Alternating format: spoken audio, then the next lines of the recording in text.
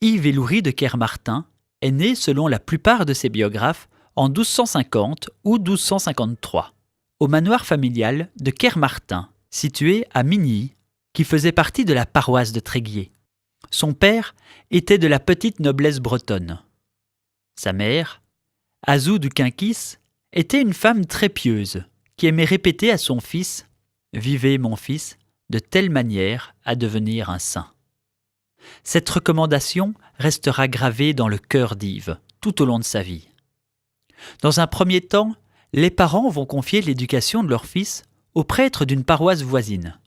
Puis, à l'âge de 14 ans, ils l'envoient à Paris pour étudier le droit et la théologie. Après 10 années à Paris, il achèvera ses études pendant 2 ans à Orléans. Il est alors nommé official à Rennes, puis à Tréguier. Yves se tourne plus particulièrement vers les pauvres, qui peinent souvent à se défendre.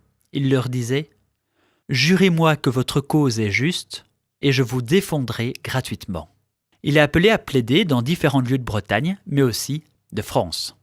Son évêque l'appelle au sacerdoce. Une fois ordonné prêtre, Yves sera nommé successivement curé de 2 paroisses du Trégor, Trédrez puis Louannec. Dans le manoir de Kermartin dont il a hérité, Yves ouvre un lieu de refuge où il accueille sans distinction les vagabonds et les exclus. Il prend le temps de les écouter. Il soigne ceux qui sont malades ou blessés. Tard dans la nuit, il ouvre les portes de sa maison et donne à manger à ceux qui frappent. Il accompagne les mourants à l'Hôtel-Dieu de Tréguier. Le 19 mai 1303, Yves, qui est alors âgé de 50 ans, s'endort paisiblement dans la mort. Il sera inhumé le 21 mai.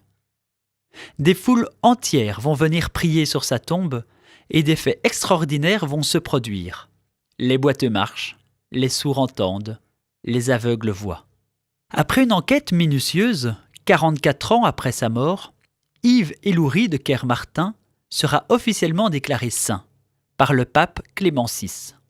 Nous sommes ici devant le monument qui sera reconstruit au XIXe siècle à l'emplacement de la sépulture de Saint-Yves. On y voit aussi de nombreux signes de remerciement à Saint-Yves, dont certains ont été déposés récemment.